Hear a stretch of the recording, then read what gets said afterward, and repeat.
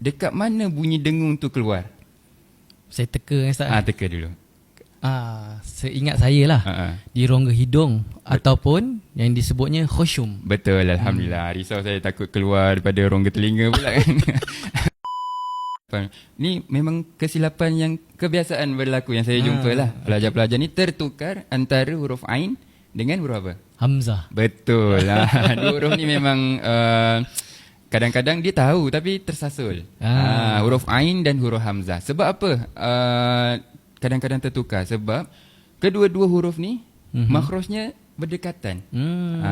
Untuk huruf Ain dan huruf Hamzah, kedua-dua keluar daripada rongga kerongkong.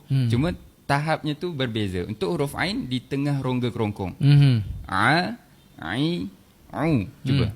A, Ai, Au. Baik. Manakala untuk huruf Hamzah kerongkong juga, tapi dia keluar di bahagian pangkal kerongkong. Bawah sekali. Lepas je suara kita. A, I, U. Cuba. A, I, U. Baik. Kita dah dapat bezakan. Untuk huruf Ain, A. Untuk huruf Hamzah, A. Untuk huruf Ain, A. Untuk huruf Hamzah, A. Baik. Kalau dekat ayat ni, dia adalah huruf Ain. Maka Ain yang berbaris atas bunyinya A. Masuk pula pada huruf Mim selepasnya. Atas huruf Mim tu ada tanda apa? Sabdu. Sabdu, betul. Baik, tuan-tuan dan puan, apabila kita jumpa huruf Mim ataupun huruf Nun yang bertanda sabdu, maka kat situ wajibul gunnah. Wajib kita baca dengan bacaan dengung. Dengung dengan kadar 2 harakat. Okey, baik Ustaz Firdaus. Sekarang saya nak tanya, dekat mana bunyi dengung tu keluar? Saya teka Ustaz. Teka dulu.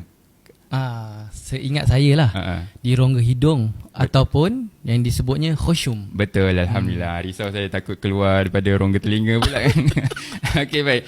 Untuk bunyi dengung, dengung untuk huruf Mim dan huruf Nun yang bersabdu, dia keluarnya di bahagian rongga hidung kita. Contoh ya, kita tengok untuk kalimah ni lah, amma ni. Kita cuba dengungkan untuk huruf Mim yang bersabdu. Sebelum tu saya nak sentuh sikit berkenaan dengan makhraj huruf Mim dulu. Makhraj huruf Mim di bahagian bibir. Kita makhrajnya di bahagian bibir, perlu rapat kedua bibir kita untuk huruf Mim. Jadi rapat dulu, kemudian baru dengung. Masuk makhraj huruf Mim, kemudian kita masuk keluarkan dengung dia. Amma. Cuba. Amma. Kita rasa dengung tu dekat rongga hidung kita kan. Contoh kalau saya tak percayalah keluar di bahagian rongga hidung. Jom kita sama-sama cek, kita cuba tutup hidung kita. Okey, cuba 1 2 3. Dia tertahanlah sebab bunyinya akan keluar di bahagian rongga hidung, tapi kita tutup tempat keluar dia, maka tak keluar dengung dia. Maka benarlah bunyi dengung tu keluar di bahagian rongga hidung.